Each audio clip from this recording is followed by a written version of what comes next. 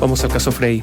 Hoy la familia del expresidente Eduardo Frei Montalva apelará e invocará la calidad de delito de lesa humanidad para investigar a otros responsables del magnicidio. En tanto, uno de los 6 condenados, el ex agente del DINE y de la CNI, Raúl Lillo Gutiérrez, recurrirá a la Comisión Interamericana de Derechos Humanos. Eric López, buenos días. ¿Cómo están? Muy buenos días. Los abogados Nelson Caucoto y Francisco Ugaz presentarán el escrito de apelación ante el ministro en visita Alejandro Madrid, quien dictó, recordemos, esta sentencia condenatoria contra 6 acusados de homicidio simple.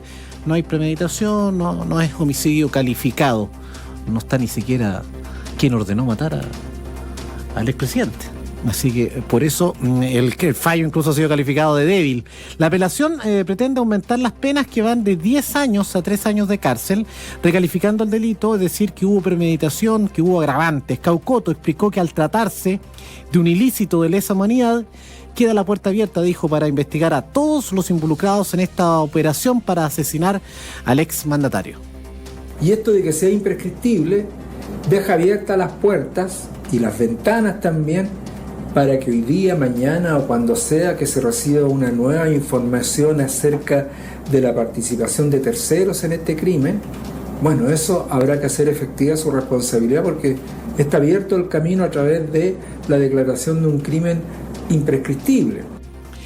El viernes le contábamos que apelaron los querellantes, la Democracia Cristiana y el gobierno, con la misma intención, por supuesto, de aumentar las penas. El médico Patricio Silva Garín, responsable de la segunda intervención quirúrgica a Frei Montalva, recibió, recordemos, la pena más alta, con 10 años de cárcel. Su hijo, el médico Felipe Silva, ha insistido que el juez fue presionado, incluso en conversación con Bio Bio La Radio, apuntó que el magistrado no tiene la convicción de lo que falló.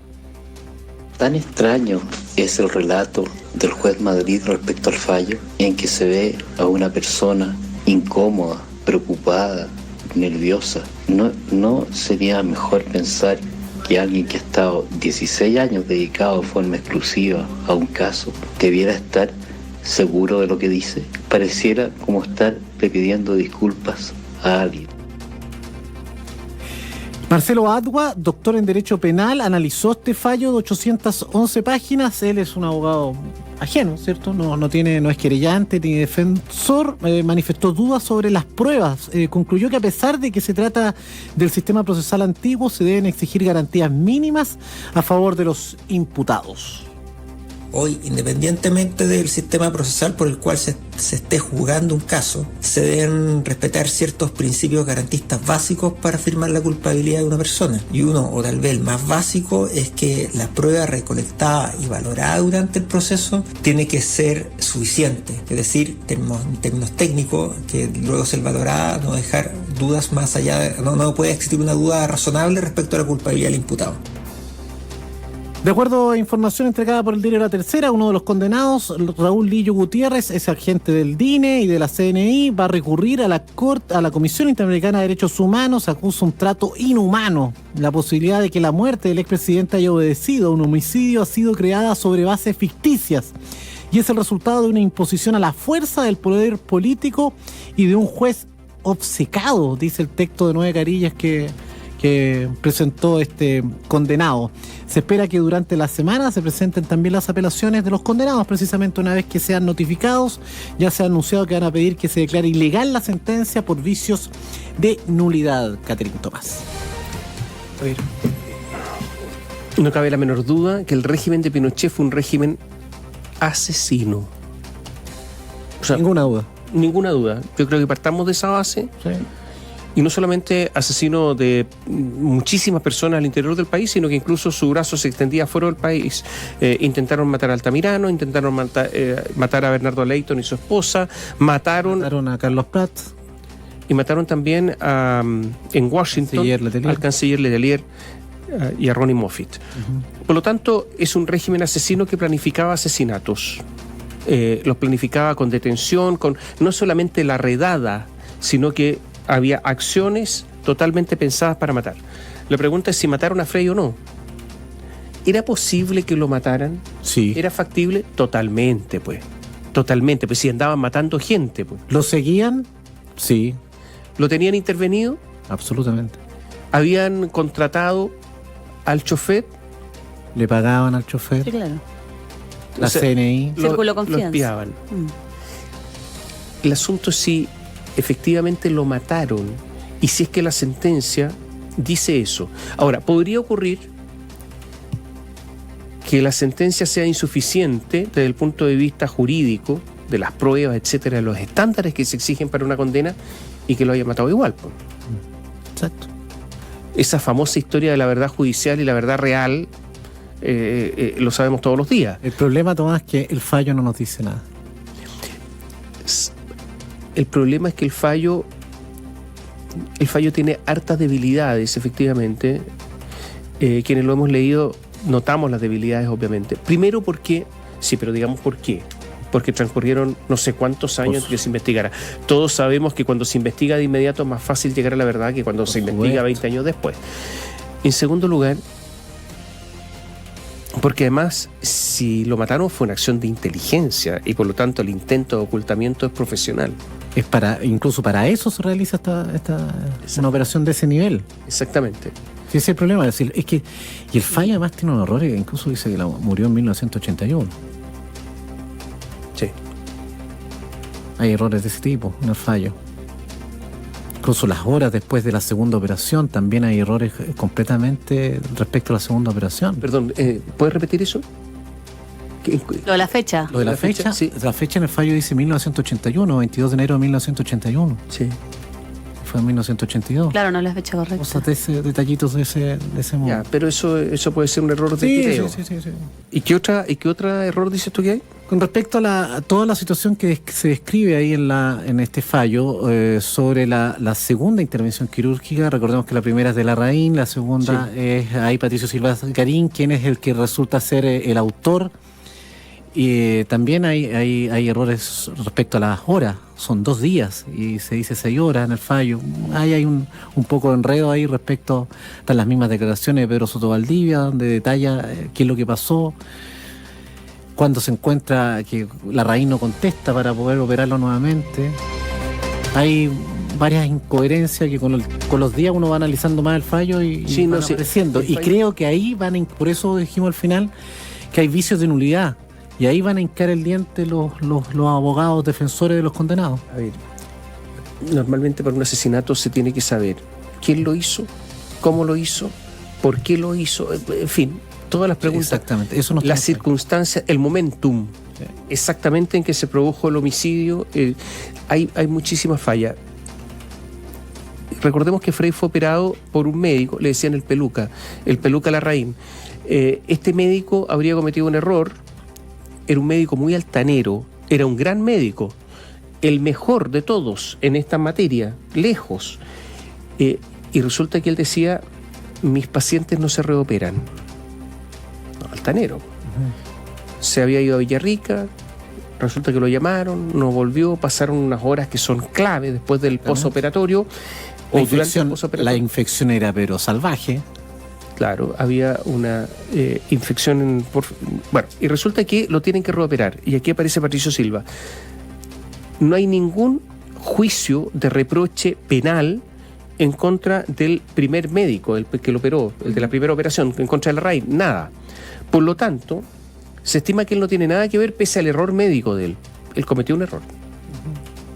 O sea, el error comenzó con él, si es que hubo error. Lo segundo es que entonces Patricio Silva se habría aprovechado del error de Larraín para matar a Frey. Es bien. Eso es como uno si trata de dar una explicación respecto al fallo, sería esa. Y lo tercero es que se dice que Larraín habría cometido errores de procedimiento médico, ¿no es cierto? La praxis. La praxis médica. Bueno, error o asesinato. El asesinato no es por error. Exactamente. Es con intención de.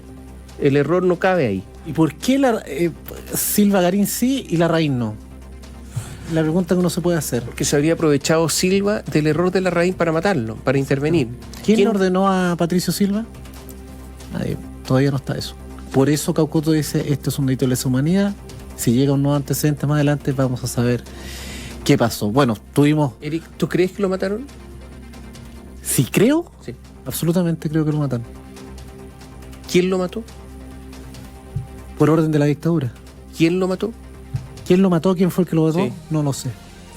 ¿Quién ejecutó el hecho? ¿Tú crees que lo mataron? Yo sí creo que lo mataron. Soy de la misma opinión que Eric. Creo que sí. O sea, no tengo ninguna duda. Pero ¿Quién lo tampoco, mató? No claro. sé. Eso es lo que ¿Y el fallo? no tenemos claro. Y el fallo no me lo aclara. O sea, quedamos como prácticamente en el mismo punto, probablemente. Yo también creo que lo mataron. Si todos creen. Es una creencia, absolutamente, porque no tenemos ninguna prueba, No, claro. pero resulta que era un régimen que mataba gente y en ese momento... ¿Y a quiénes mataban? Porque ¿cuál era la lógica? ¿Por qué mataron a Prat? Porque se estimaba que Prat en algún momento podía constituirse en un líder, Y en un líder militar. político y en un militar. líder militar. Exactamente. ¿Ah? Prat tenía mucho ascendiente de las Fuerzas Armadas. ¿Por qué mataron a Letelier? Porque podían constituirse en un líder político, incluso se pensaba que Letelier podía constituir un gobierno en el extranjero. Exactamente. Tenía, por los contactos que tenía con Estados Unidos, con las grandes potencias. ¿Por qué mataron a Leighton? Porque Leighton era una especie de figura enorme de la democracia cristiana. ¿Ah? Intelectualmente. Claro. ¿Y por qué podrían haber matado a Frey? Porque en ese momento era, sin lugar a dudas, el líder de la oposición, el hombre del caupolincanazo, el hombre que había sido contrario a Allende, pero que había logrado establecer contactos con la izquierda en ese momento y por lo tanto podía formar una enorme oposición al general Pinochet en momentos en que ya comenzaba a despertarse la oposición. Sí, no cabe la menor duda de que la lógica está. Ahora, ¿lo mataron los que dice el fallo o fue otro? Porque resulta que Mariana Callejas, la esposa de Michael Townley, dijo, atención con Eugenio Berrío. Él podría haber sido, él y su gente. Lo malo que no se descubrió el veneno. Podría, pero 20 años después, Difícil. porque se habla de veneno, pero podría haber sido otra cosa, digamos. Podría haber sido, sí. Y si es que intervinieron terceros y los médicos no se dieron cuenta y se volvieron locos tratando de... Y esto fue como el piloto cuando el avión empieza a caerse, pues, hacen cualquier cosa, etcétera. Sí, lo pueden haber matado, sí, sin duda. ¿Fueron estos médicos de acuerdo al fallo? Ahí se complica más el asunto. ¿Quiénes son los autores? Absolutamente se complica. Ascanio Cavallo ayer escribió una columna bastante... Polémica, ¿eh? Que sigue dando que hablar todavía ahí en redes sociales y todo. Es que el fallo no cierra el asunto, ese es el problema. cierra. No, absolutamente. Y abre dudas como esa, como la que planteaste. Oye, perdón, Patricio Silva Fue subsecretario de... era demócrata cristiano y amigo de Frey, pues. Sí. A ver, era amigo de Frey y subsecretario, un hombre del entorno. ¿Ese hombre del entorno lo mató?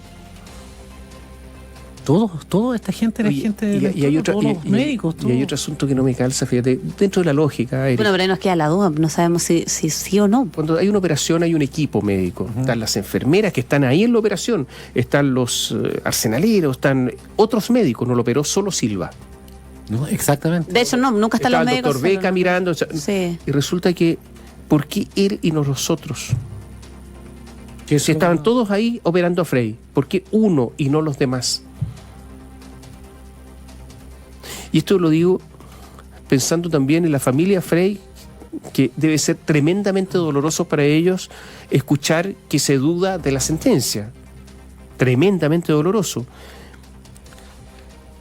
Y lo más probable es que lo hayan matado, sin duda.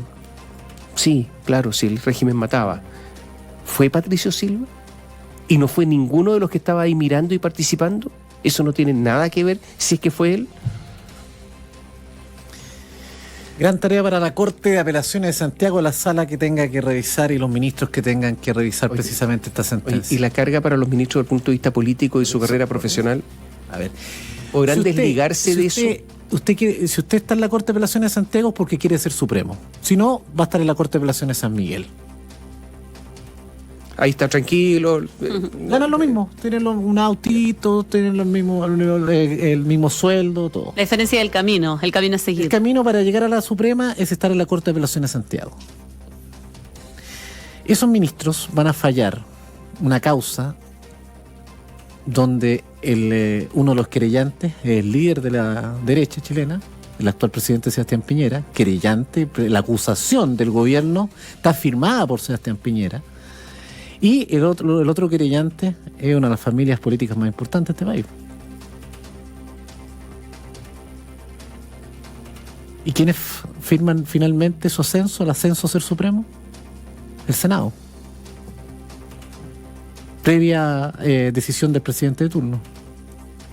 Complejo para un ministro. Complejo. O sea, ¿tú dudas que un ministro obre en conciencia? No, complejo, digo. No debería ser complejo. No debería tener ninguna complejidad.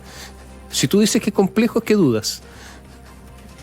Yo creo que se pueden sentir presionados. Sí, se pueden sentir presionados.